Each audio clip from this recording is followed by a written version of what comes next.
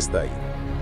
9 రోజుల యుద్ధం తర్వాత దుర్గామాత మహిషాసురుణ్ణి సంహరించిన రోజు అత్యంత ముఖ్యమైనది. ఆ రోజునే విజయదశమిగా పిలుస్తారు. దసరా పండుగ ఈ విజయానికి ప్రతీక. ఆ రోజు ప్రజలు ఆయుధాలను పూజిస్తారు. ఇది ధర్మానికి ఆయుధం అవసరమనే సంకేతం. సెమి చెట్టు ఆకులను బంగారమని భావించి ఒకరికొకరు ఇస్తారు. ఇది సమృద్ధి, సౌభాగ్యానికి ప్రతీక.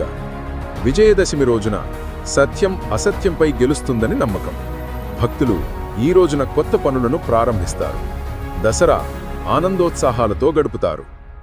దసరా రోజున రామాయణంలో ఒక ముఖ్యమైన సంఘటన గుర్తు చేస్తారు. ఆ రోజు శ్రీరాముడు రావణాసురుణ్ణి సంహరించి విజయం సాధించాడు.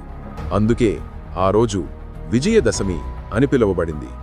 రాముడు అర్జునుడిన ధర్మానికి ప్రతీక, రావణుడు అధర్మానికి ప్రతీక.